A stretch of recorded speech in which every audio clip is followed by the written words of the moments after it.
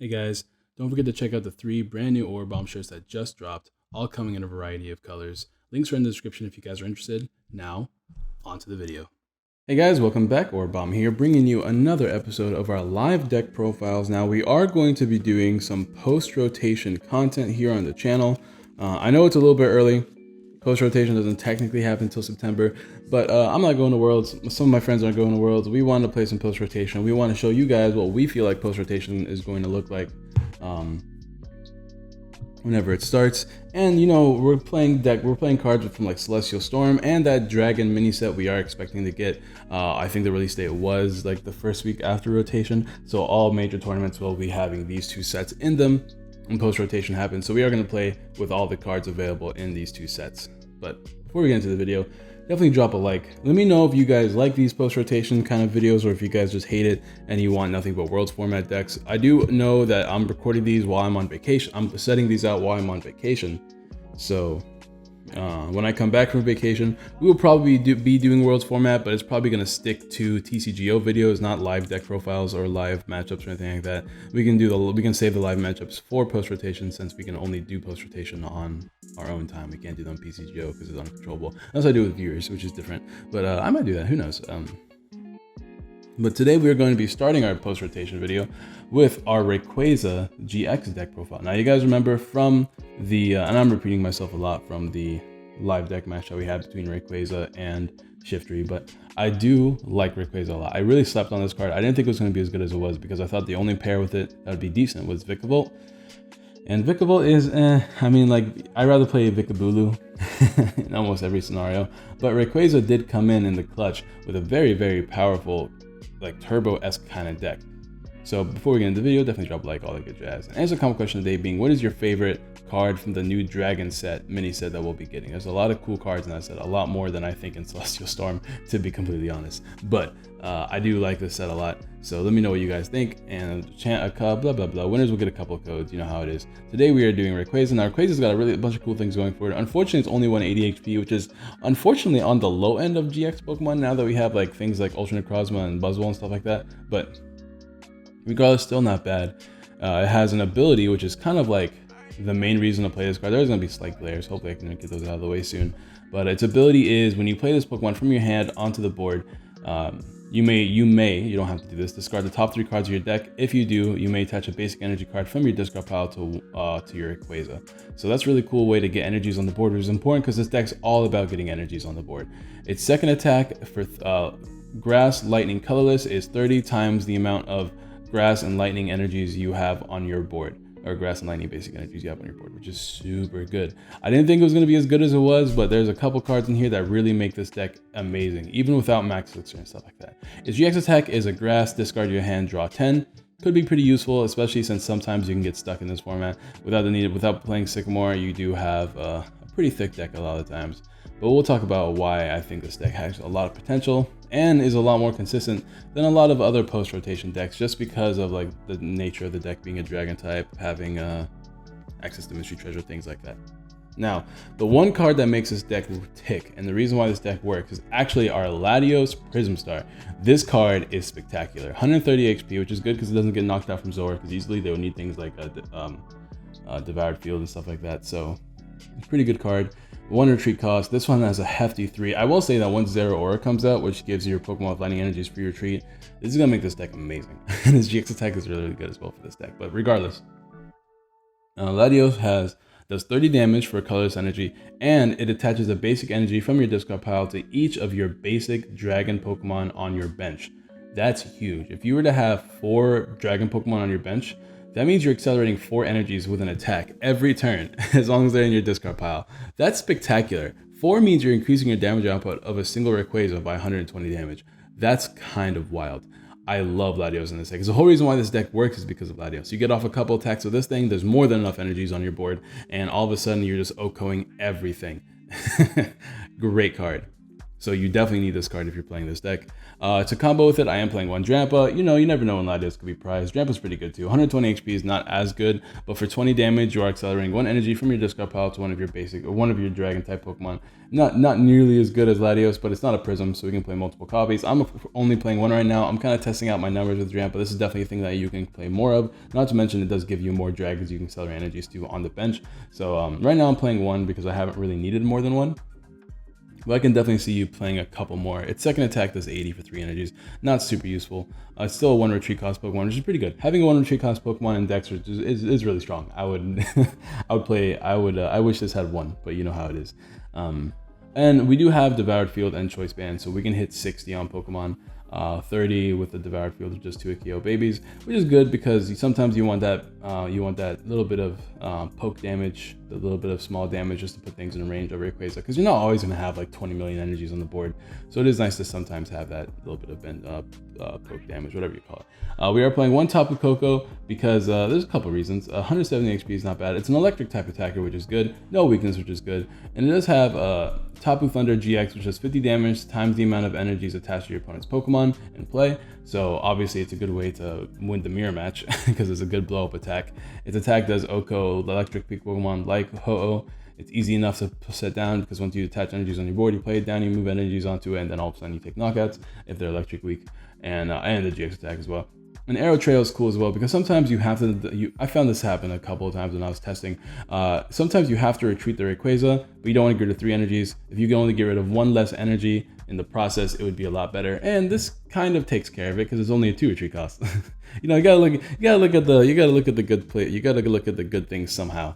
We're also playing 2 Lele's. And I will say I wish I had 3 Lele's sometimes, but after I played like 2 extra supporters in the deck, I felt like this deck ran a lot smoother. So I didn't really want that second Lele. Getting Lele in this deck is really easy because you have access to Mystery Treasure and Ultra Ball. And I feel like 3 counts of Lele's might become a new norm. But for the time being, I am sticking to 2 just because I don't want to have them on the board. Because every time a Lele's on the board, it does kind of ruin your strategy. So this helps you not ruin the strategy as much. But that's going to be the Pokemon lineup, guys. We're going to go ahead and go over the items, not counting tools. Tools will go over with the energies. I feel like that's just the more appropriate place to put them.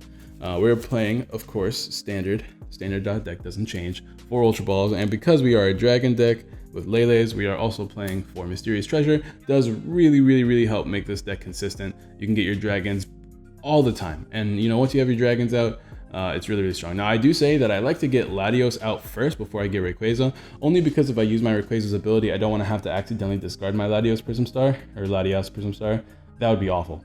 That would be atrocious. So I do like to get out my Latios as soon as I can and then start getting Rayquazas after that. Yeah, 4/4 line. And I'm also playing 4 Acrobikes. Now please ignore the bicycle and the backwards cards. I don't have 4 Acrobikes for some reason. I mean, I thought I did. I only found 2. I know I used to have like 20. I don't know what the deal is there. I might have accidentally sold them or something instead of kept my 4 like I should have, but I'm whatever. The new set's gonna come with Acrobikes. I'm not too worried about it.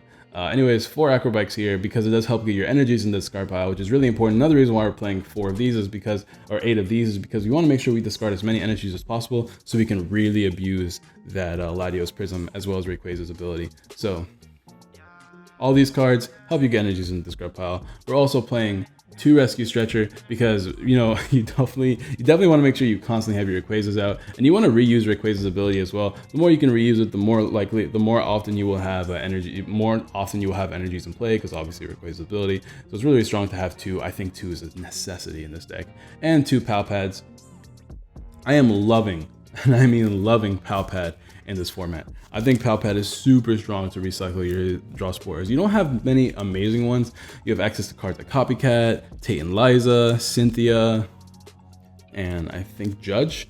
All of those, none of those get you any more than 6 cards, except for Copycat, which after playing Copycat for a little bit, I'm a little bit underwhelmed. The only time I've ever really liked Copycat is whenever somebody takes a prize and their opponent, then usually they have like 2 more cards in their hand than they used to, and then Copycat's kind of decent, but like I'm a little bit underwhelmed from Copycat.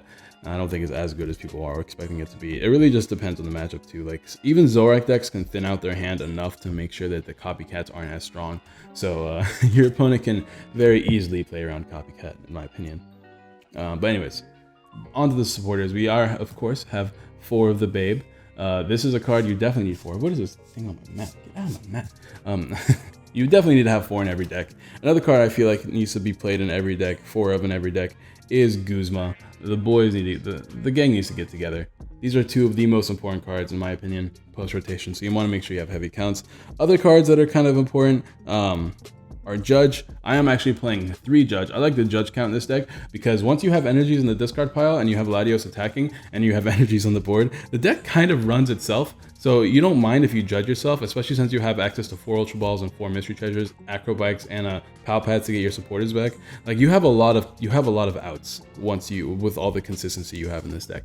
So I am choosing to play 3 Judge, and you know, early game Judges are pretty hurtful sometimes against your opponent, especially if you go first. Ooh man, I hate it. I hate it, and I hate that that's where the format's going. We're playing 1 Copycat still. I'm still playing 1 Copycat even though I'm a little bit underwhelmed by the card. I still think it's nice to have 1 because there's sometimes a situation where your opponent has just too big of a hand. Like for instance, if your opponent were to use their Rayquaza GX attack and they have 10 cards in their hand, you can Copycat for 10 yourself.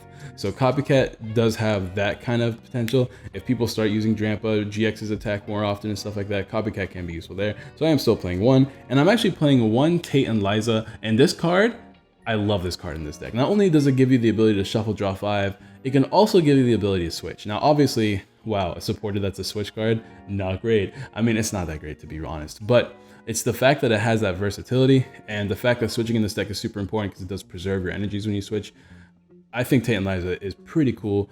I might consider playing more. For the time being, I'm only playing 1, just because I feel like the 4-3 is good enough. It's just like playing Sycamore and N. Like it's, except you're playing Judge, which doesn't help you as much early game. But regardless, overall, I think this is pretty decent. And that's gonna be the supporters. And now, let's go over the energies and the tools and the stadiums. All right, so we are playing.